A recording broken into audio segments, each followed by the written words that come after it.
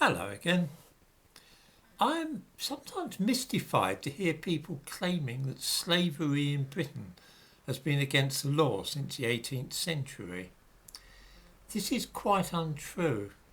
What has come known as the Somerset Case, named after a black slave called James Somerset, over which Lord Mansfield presided, had nothing to do with the legality or otherwise of slavery in Britain.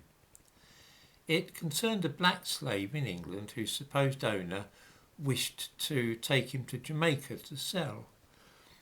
The ruling in the case, which was delivered on June 22nd, 1772, was simply to the effect that nobody could be forcibly removed from England to be sold abroad.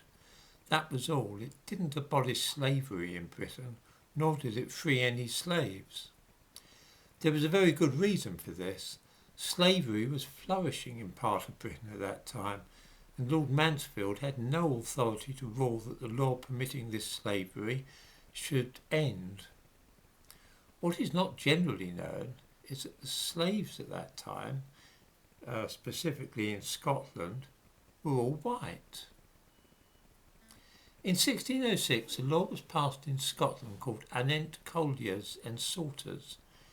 This was designed to ensure that the coal mines in Scotland and the allied salt industry, which obtained salt by boiling seawater, burning coal to provide the heat, was able to keep going without any interruption. It was a big part of the economy at that time, and some of the workers in the mines and the salt pans were going off and seeking employment elsewhere.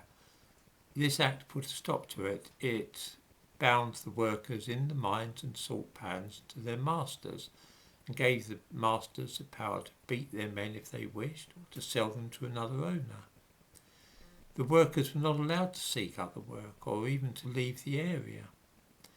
Anybody harbouring a runaway miner was liable to severe penalties. This was chattel slavery, in which men were bought and sold like cattle and were the property of an owner. When a mine owner sold his mine, as sometimes happened, he listed the equipment, the pit ponies, and the men. The men were simply bought and sold like the ponies or other equipment. In 1661, the Act was extended, and those operating mines were given the power to seize vagrants and tramps and make them work in the mines.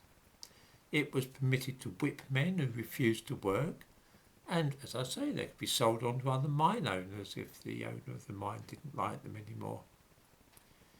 In 1701, a law was passed in Scotland which became known as the Scotch Habeas Corpus Act, and it guaranteed that Scots could not be imprisoned without cause.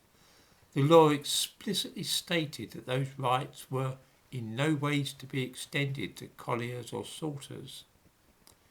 It was 1775 before a law which allowed for the emancipation of Scottish coal miners was passed, but it included a so-called grandfather clause in that it only applied to new workers. Those who were already slaves remained so. And that wasn't until 1799 that all the slaves were freed and became equal citizens in Scotland. I give a couple of links in the description to this video which discuss this situation. The moral of the story is that when we talk about chattel slavery, it's a mistake to assume that only black people were subjected to it in Britain and the British Commonwealth. It's not true at all. There was slavery in Britain right up to the 19th century, involving white people, and it was only finally abolished a few decades before the abolition of slavery in the rest of the British Empire.